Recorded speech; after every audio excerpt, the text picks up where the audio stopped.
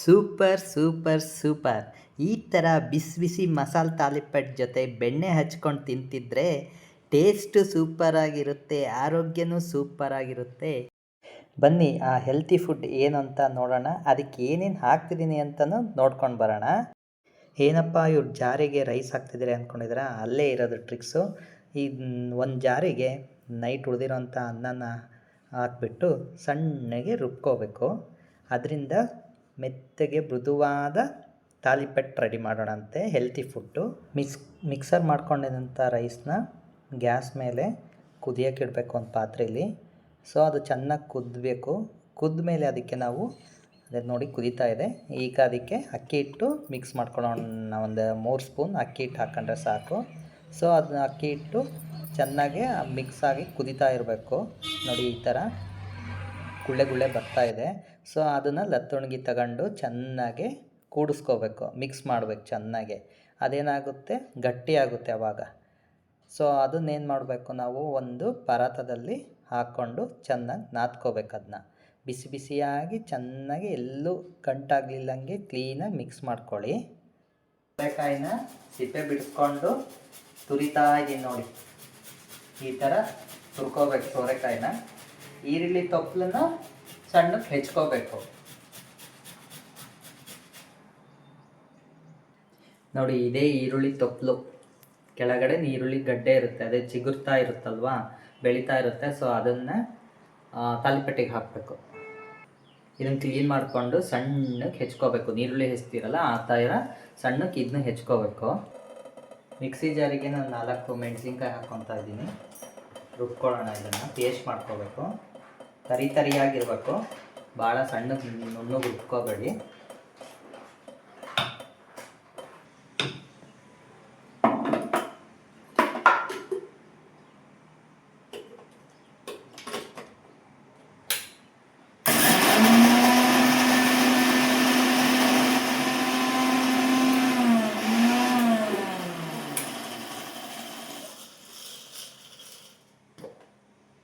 ಈ ಥರ ಸಣ್ಣಗೆ ರುಬ್ಕೋಬೇಕು. ಮಾಡ್ಕೊಂಡಿರ್ತೀವಲ್ಲ ಅದನ್ನ ಕ್ಲೀನಾಗಿ ನಾದ್ಕೊಂಡು ಎಲ್ಲ ಐಟಮ್ಸು ಮಿಕ್ಸರ್ ಮಾಡ್ಕೊಂಡಿರ್ತೀವಿ, ಹೆಚ್ಕೊಂಡಿರ್ತೀವಲ್ಲ ಅದಷ್ಟು ಹಾಕಿಬಿಟ್ಟು ಇದಕ್ಕೆ ಮಿಕ್ಸೈಡ್ ಮಾಡಿ ಕ್ಲೀನಾಗಿ ಮಿಕ್ಸ್ ಮಾಡ್ಕೋಬೇಕು, ನಾದ್ಕೋಬೇಕು. ಇದಕ್ಕೆ ಸ್ವಲ್ಪ ಮೇಲೆ ಒಣ ಹಿಟ್ಟು ಹಾಕ್ಕೊಳ್ಳಿ.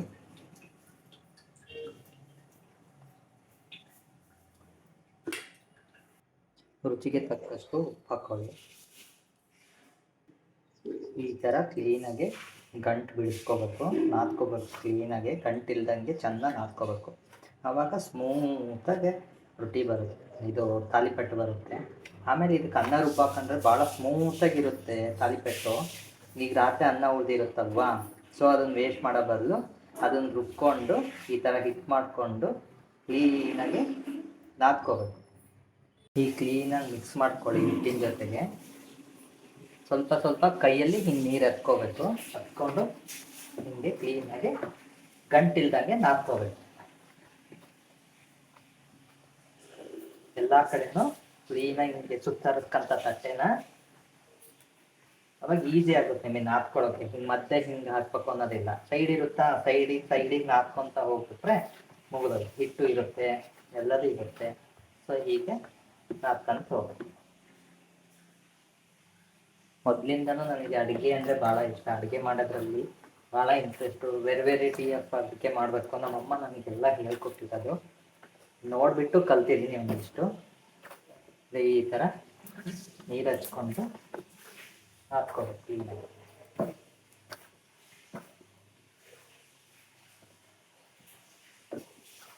ಈ ಥರ ಭಾಳ ಟೇಸ್ಟಿಯಾಗಿರುತ್ತೆ.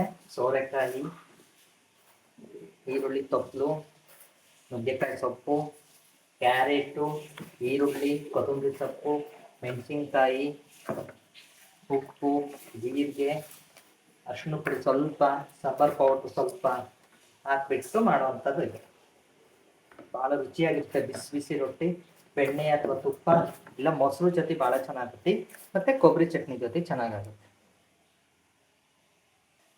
ಆದಷ್ಟು ಗಟ್ಟಿನೇ ಮಾಡ್ಕೊಳ್ಳಿ. ನೀರು ಭಾಳ ಎತ್ಕೊಂಡು ಮೆತ್ತು ಮಾಡ್ಕೊಬೇಡಿ. ಯಾಕಂದರೆ ಈಗ ಎಲ್ಲ ನೀರಿನ ಅಂಶನೇ ಇರೋದು. ಈರುಳ್ಳಿ, ಮೆಣಸಿನ್ಕಾಯಿ, ಕೊತ್ತಂಬರಿ ಸೊಪ್ಪು, ಕ್ಯಾರೆಟು ಆಮೇಲೆ ಸೋರೆಕಾಯಿ ತುರ್ಕೊಂಡು ಅವೆಲ್ಲ ನೀರಿನ ಅಂಶ ಇರುತ್ತಲ್ಲ, ಅದಕ್ಕೆ ಕರೆಕ್ಟಾಗಿ ಹೊಂದ್ಕೊಳ್ಳುತ್ತೆ. ಆಮೇಲೆ ಈಗ ಈರುಳ್ಳಿ ಹಾಕ್ಕೊಳ್ಳೋಣ,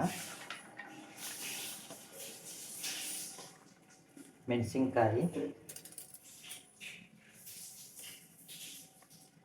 ಕ್ಯಾರೆಟು, ಕೊತ್ತಂಬರಿ ಸೊಪ್ಪು,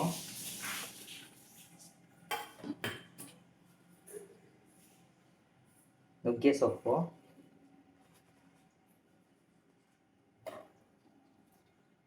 ನೀರುಳ್ಳಿ ತೊಪ್ಪಲು,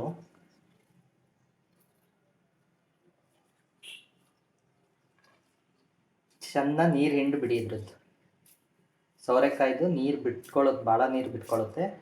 ಸೊ ಚೆನ್ನಾಗಿ ಹಿಂಡ್ಬಿಟ್ಟು ಅದನ್ನು ಹಾಕ್ಕೊಳ್ಳಿ. ಇಲ್ಲ ಅಂದರೆ ಮೆತ್ತಗಾಗ್ಬಿಡುತ್ತೆ, ಆಮೇಲೆ ತಟ್ಟೋದಕ್ಕೆ ಬರಲ್ಲ. ಕರಿಬೇವು ಸ್ವಲ್ಪ,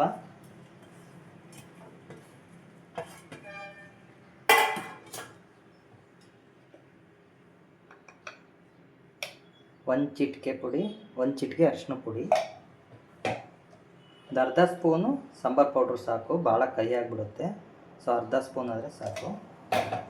ಸೊ ಇವಾಗ ಇದೆಲ್ಲ ಮಿಕ್ಸ್ ಮಾಡ್ಕೊಳ್ಳೋಣ ಚೆನ್ನಾಗಿ.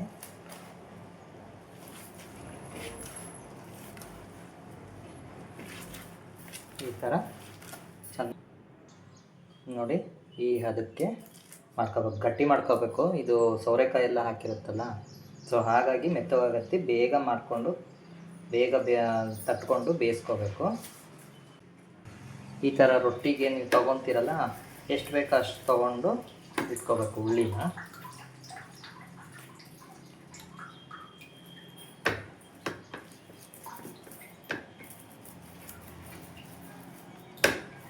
ಮೊನ್ನೆ ನಾನು ಊರಿಗೆ ಹೋಗಿದ್ನ, ಎಲ್ಲ ಫ್ರೆಶ್ ಆಗಿತ್ತು. ಹಿತ್ಲ ಕಡೆ, ನಮ್ಮ ಮನೆ ಹಿತ್ಲ ಕಡೆಯಲ್ಲಿ ನುಗ್ಗೆ ಸೊಪ್ಪು, ಕರಿಬೇವು ಸೊಪ್ಪು ಎಲ್ಲ ಇತ್ತ. ಸೊ ನಮ್ಮಮ್ಮ ಕಿತ್ಕೊಟ್ರು. ಸೊ ತೊಗೊಂಡು ಬಂದಿದ್ದೆ, ಅದನ್ನ ಹಾಕಿಬಿಟ್ಟು ಇವತ್ತು ತಾಲಿಪೆಟ್ಟು ಮಾಡ್ತಾ ಇದ್ದೀವಿ. ಹಂಚು ಕಾಯೋದಕ್ಕೆ ಇಟ್ಟಿದ್ದೀನಿ.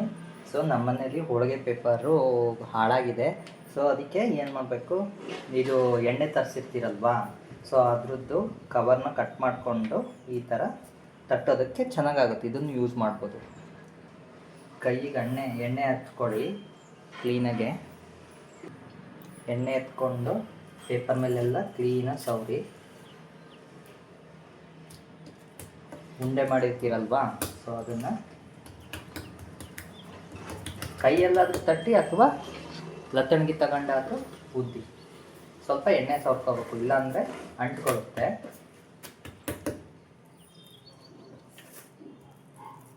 ಈ ಥರ ನಿಧಾನಕ್ಕೆ ಉದ್ದಬೇಕು.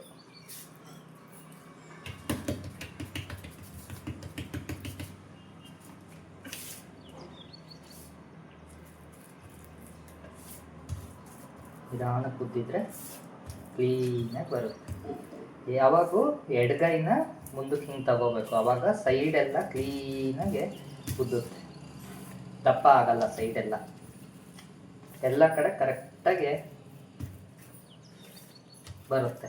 ಇಲ್ಲ ಅಂತ ಅಂದರೆ ನೀವು ಬಲ್ಗೈನ ಹಿಂಗೆ ತಟ್ಟಿಸಿದ್ರೆ ಅಂದರೆ ಮಧ್ಯ ಅಷ್ಟೇ ತೆಳ್ಳಗಾಗುತ್ತೆ, ಸೈಡೆಲ್ಲ ದಪ್ಪ ಇರುತ್ತೆ, ಯಾವಾಗ ಸರಿಯಾಗಲ್ಲ. ಸೊ ಎಡಗೈನ ಯಾವಾಗೂ ಹೀಗೆ ಲಟ್ಟಿಸ್ಬೇಕು, ಎಡಗೈನೇ ಮುಂದಕ್ಕೆ ತೊಗೊಂಡು ಹೋಗ್ಬೇಕು.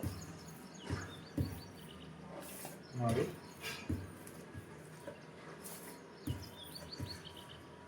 ಇದ್ರ ಮೇಲೆ ಸ್ವಲ್ಪ ಎಣ್ಣೆ ಹಾಕಿಬಿಟ್ಟು ಹಿಂಗೆ ಸೈಡೆಲ್ಲ ಸ್ವಲ್ಪ ತಟ್ಕೊಳ್ಳಿ. ಹಂಚು ಕಾದಿದೆ, ಹಂಚಿನ ಮೇಲೆ ಸ್ವಲ್ಪ ಎಣ್ಣೆ ಹಾಕಿಬಿಟ್ಟು ನಿಧಾನಕ್ಕೆ ಇದನ್ನು ಎತ್ಬಿಟ್ಟು ಹೀಗೆ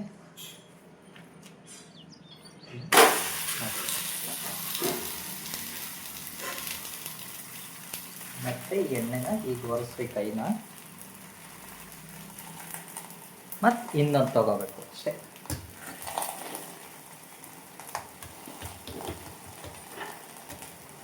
ಸೊ ಇದು ಸಿಮ್ಮಲ್ಲೇ ಇರಲಿ, ಜೋರೂರು ಇಟ್ಕೊಬೇಡಿ, ಬೇಗ ಸೀದು ಹೋಗ್ಬಿಡುತ್ತೆ, ಆಮೇಲೆ ಹಿಡ್ಕೊಳ್ಳುತ್ತೆ, ತೆಗೆಯೋದಕ್ಕಾಗಲ್ಲ. ಸೊ ಸಿಮ್ಮಲ್ಲಿ ಇಟ್ಬಿಟ್ರೆ ನಿಧಾನಕ್ಕೆ ಬೇಕು ಅನ್ಸತ್ತಲ್ಲ, ಏರಾಗುತ್ತೆ, ಅವಾಗ ಟೇಸ್ಟಿ ಆಗಿರುತ್ತೆ, ಇನ್ನದಕ್ಕೂ ಬೆಂದಿರುತ್ತೆ ಅವಾಗ. ಸೊ ಯಾವಾಗಲೂ ಸಿಮ್ಮಲ್ಲಿ ಇಟ್ಕೊಳ್ಳಿ. ಸ್ವಲ್ಪ ಹೊತ್ತು ಬಿಟ್ಟಾದಮೇಲೆ ಸ್ವಲ್ಪ ಜಾಸ್ತಿ ಮಾಡ್ಕೊಳ್ಳಿ, ಜಾಸ್ತಿ ಅಲ್ಲ, ಭಾಳ ಜಾಸ್ತಿ ಅಲ್ಲ, ಸ್ವಲ್ಪ ಸಿಮ್ಮಲ್ಲಿರೋದನ್ನ ಉರಿ ಜಾಸ್ತಿ ಮಾಡ್ಕೊಳ್ಳಿ ಅಷ್ಟೇ. ಬೆಳಗ್ಗೆ ಮಾರ್ನಿಂಗು ಬ್ರೇಕ್ಫಾಸ್ಟಿಗೆ ಭಾಳ ಚೆನ್ನಾಗಾಗುತ್ತೆ. ಇದ್ರ ಜೊತೆಗೆ ಬೆಣ್ಣೆ ಇದ್ದರೆ ಬೆಣ್ಣೆ ಹಾಕ್ಕೋಬೋದು, ಇಲ್ಲ ಇದು ಎಂಥ ಕೊಬ್ಬರಿ ಚಟ್ನಿ ಇಲ್ಲ ಮೊಸರು, ಭಾಳ ಚೆನ್ನಾಗುತ್ತೆ. ಟೇಸ್ಟ್ ಮಿದುವಾಗಿ ಬರ್ತವೆ, ಯಾಕಂದರೆ ಅನ್ನ ಹಾಕಿರ್ತೀವಲ್ವಾ, ಸ್ಮೂತ್ ಇರುತ್ತೆ ತಿನ್ನೋದಕ್ಕೂ. ಹಿಡ್ಕೊಳತ್ತು ಅಂದರೆ ಎಣ್ಣೆ ಸವರ್ಕೊಳ್ಳಿ, ಒಂದು ಸ್ವಲ್ಪ ಹರಿತಾ ಇತ್ತು ಅಂತಂದರೆ ಎಣ್ಣೆ ಸವರ್ಕೊಳ್ಳಿ.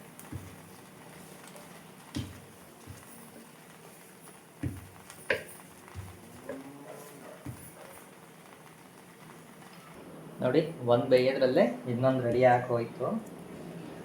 ಸೊ ಈ ಥರನೇ ಮಾಡ್ಕೊತ ಬೇಯಿಸ್ಕೋಬೋದು. ಅದನ್ನು ಸ್ವಲ್ಪ ಕುಚ್ಚುಂಚ್ಕಕ್ಕೂ ಎಣ್ಣೆ ಸವರ್ಕೊಳ್ಳಿ. ಇನ್ನೊಂದು ಸ್ವಲ್ಪ ಬೇಯೋದು.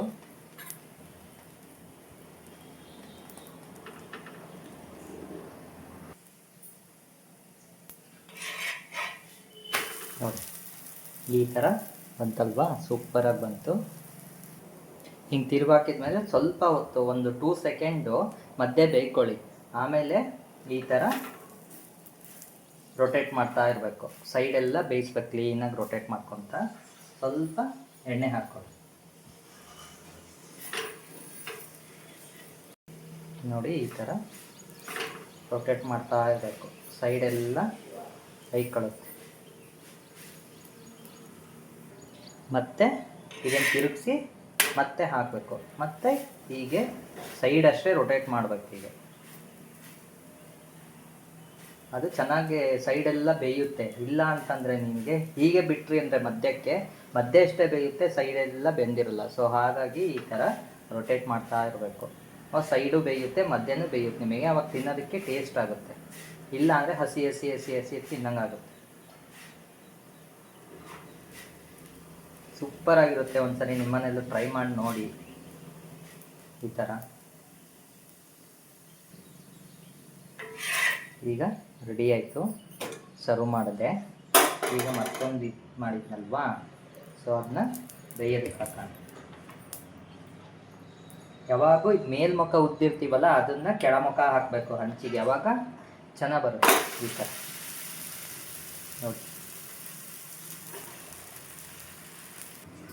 ನೋಡಿ, ಬೆಣ್ಣೆ ಹಾಕ್ತಿದ್ದೀನಿ ಇದ್ರ ಮೇಲೆ.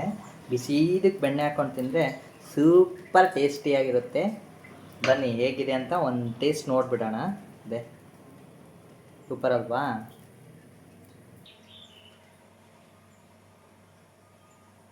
Super taste. ನೋಡಿ, ಬಿಸಿ ತಾಲಿಪಟ್ಟು ಜೊತೆಗೆ ಬೆಣ್ಣೆ ಸೋರ್ಕೊಂಡು ತಿಂತಾಯಿದ್ದೀನಿ.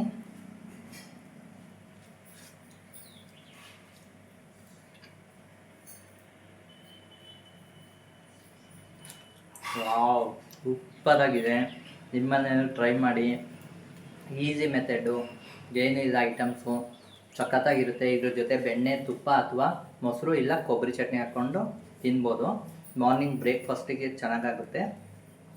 ಸೊ ಈ ರೆಸಿಪಿ ನಿಮಗೆ ಇಷ್ಟ ಆದರೆ ಲೈಕ್ ಮಾಡಿ, ಶೇರ್ ಮಾಡಿ, ಕಾಮೆಂಟ್ ಮಾಡಿ. ಮತ್ತೆ ನೆಕ್ಸ್ಟ್ ವಿಡಿಯೋದಲ್ಲಿ ಸಿಗ್ತೀನಿ. Bye bye. Thank you so much.